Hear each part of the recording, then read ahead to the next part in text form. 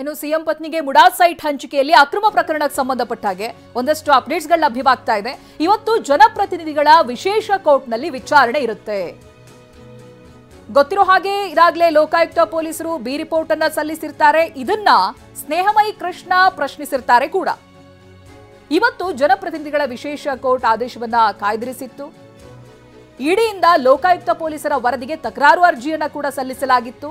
ಒಂದ್ ಕಡೆ ಸಾಮಾಜಿಕ ಹೋರಾಟಗಾರ ಸ್ನೇಹಮಯಿ ಕೃಷ್ಣ ಸಲ್ಲಿಸಿರುವಂತಹ ಆಕ್ಷೇಪ, ಮತ್ತೊಂದು ಕಡೆಯಿಂದ ಇಡಿಯಿಂದ ಲೋಕಾಯುಕ್ತ ಪೊಲೀಸರ ವರದಿಗೆ ತಕರಾರು ಅರ್ಜಿ ಸಲ್ಲಿಕೆಯಾಗಿರೋದು ಅಂತ ಹೇಳಿದ್ರೆ ಲೋಕಾಯುಕ್ತ ಪೊಲೀಸರು ಹಲವು ಅಂಶಗಳನ್ನ ಇಲ್ಲಿ ಪರಿಗಣನೆ ಮಾಡಿಲ್ಲ ಅಂತ ಇಡಿ ಹೇಳ್ತಾ ಇದೆ.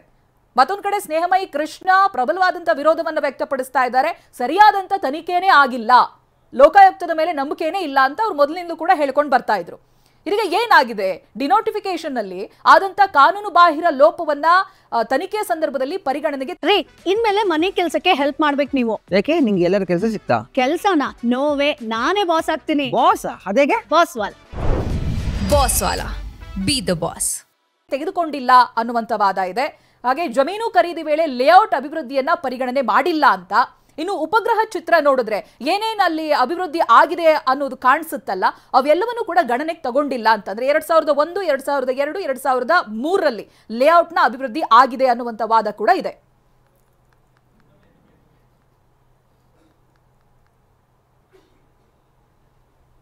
ಈ ಬಗ್ಗೆ ಇನ್ನಷ್ಟು ಮಾಹಿತಿಯನ್ನ ಪಡೆದುಕೊಳ್ತಾ ಹೋಗ್ತೀನಿ. ಪ್ರತಿನಿಧಿ ರಮೇಶ್ ಲೈವ್ ನಲ್ಲಿ ಜಾಯ್ನ್ ಆಗ್ತಾ ಇದ್ದಾರೆ. ರಮೇಶ್, ಒಂದ್ ಕಡೆಯಲ್ಲಿ ಹೌದು, ಸ್ನೇಹಮಯಿ ಕೃಷ್ಣ ಅವರು ಮೊದಲಿಂದ ಕೂಡ ವಿರೋಧವನ್ನು ವ್ಯಕ್ತಪಡಿಸಿಕೊಂಡು ಬರ್ತಾ ಇದ್ರು. ಒಂದು ಲೋಕಾಯುಕ್ತ ಮೇಲೇನೆ ನಂಬಿಕೆ ಇಲ್ಲ, ಜೊತೆಗೆ ಸಲ್ಲಿಸಿರುವಂತಹ ಬಿ ರಿಪೋರ್ಟ್ ಮೇಲೆ ಅನುಮಾನಗಳಿತ್ತು. ಇದೀಗ ಇಡಿ ಕೂಡ ಅರ್ಜಿಯನ್ನ ಸಲ್ಲಿಸಿರೋದು. ಇವತ್ತಿನ ದಿನ ಏನೇನು ಬೆಳವಣಿಗೆಗಳಾಗುತ್ತೆ ಅಂತ ರಮೇಶ್? ಚೈತ್ರ, ಲೋಕಾಯುಕ್ತ ಪೊಲೀಸರ ಜೊತೆಗೆ ಇಡಿ ಕೂಡ ಸಮಾನಾಂತರವಾಗಿ ಈ ಕೇಸ್ನ ತನಿಖೆಯನ್ನು ಮಾಡ್ತಾ ಇದೆ. ಲೋಕಾಯುಕ್ತ ಪೊಲೀಸರು ಬಿ ರಿಪೋರ್ಟ್ ಅನ್ನು ಸಲ್ಲಿಸಿದ್ದಾರೆ. ಸಿದ್ದರಾಮಯ್ಯ ಸೇರಿದಂತೆ ಇತರೆ ಆರೋಪಿಗಳ ವಿರುದ್ಧ ಯಾವುದೇ ಅಪರಾಧಗಳು ಕಂಡು ಬಂದಿಲ್ಲ ಅಂತೇಳಿ ತಮ್ಮ ವರದಿಯಲ್ಲಿ ಹೇಳಿದ್ದಾರೆ. ಆದರೆ ಇದಕ್ಕೆ ಇಡಿ ಕೂಡ ಈಗ ಆಕ್ಷೇಪ ಎತ್ತಿರುವಂಥದ್ದು. ಈ ಹಿಂದೆ ಸ್ನೇಹಮಯಿ ಕೃಷ್ಣ ಅವರ ಆಕ್ಷೇಪಣೆ ಎತ್ತಿ ಅರ್ಜಿಯನ್ನು ಸಲ್ಲಿಸಿದ್ರು. ಈಗ ಇಡಿ ಕೂಡ ಅರ್ಜಿಯನ್ನು ಸಲ್ಲಿಸಿರೋದ್ರಿಂದ ಇವತ್ತು ಕೋರ್ಟ್ನಲ್ಲಿ ವಿಚಾರಣೆ ನಡೆಯುವಂಥ ಸಾಧ್ಯತೆ ಇದೆ. ಯಾಕಂದರೆ ಕೋರ್ಟ್ ಆದೇಶವನ್ನು ಕಾಯ್ದಿರಿಸಿದ್ರು ಕೂಡ ಈಗ ಇಡಿ ಕೂಡ ಅರ್ಜಿ ಸಲ್ಲಿಸಿರೋದ್ರಿಂದ ಅವರ ವಾದವನ್ನು ಕೂಡ ಕೇಳಬೇಕಾಗತ್ತೆ.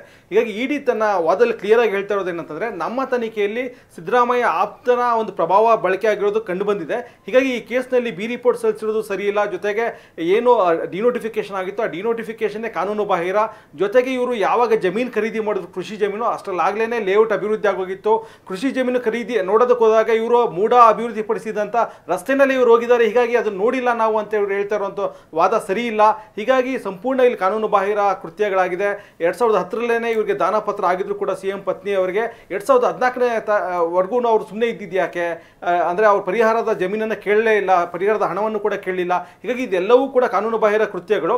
ಯಾವುದನ್ನು ಪರಿಗಣಿಸದೇನೆ ಇಡಿ ಒಂದು ವರದಿಯನ್ನು ಲೋಕಾಯುಕ್ತ ಪೊಲೀಸರು ವರದಿಯನ್ನು ಸಲ್ಲಿಸಿದ್ದಾರೆ. ಜೊತೆಗೆ ಇಡಿ ಇದಕ್ಕೆ ಸಂಬಂಧಪಟ್ಟಂತೆ ಮಾಹಿತಿಯನ್ನು ಹಂಚಿಕೊಂಡಿದ್ರು ಕೂಡ ಲೋಕಾಯುಕ್ತ ಪೊಲೀಸರಿಗೆ. ಆ ಮಾಹಿತಿಯನ್ನು ಯಾವುದೇ ರೀತಿ ಪರಿಗಣಿಸದೇನೆ ಈ ರೀತಿ ಬಿ ರಿಪೋರ್ಟ್ ಅನ್ನು ಸಲ್ಲಿಸಿದ್ದಾರೆ. ಹೀಗಾಗಿ ಇದನ್ನು ತಿರಸ್ಕರಿಸಬೇಕು ಅಂತೇಳಿ ಅವ್ರು ಮನವಿ ಮಾಡ್ತಿದ್ದಾರೆ. ಹೀಗಾಗಿ ಇಡಿ ಸಲ್ಲಿಸಿರುವಂಥ ಒಂದು ಅರ್ಜಿ ಏನಿದೆ ಇದು ಬಹಳ ಮಹತ್ವದ್ದು.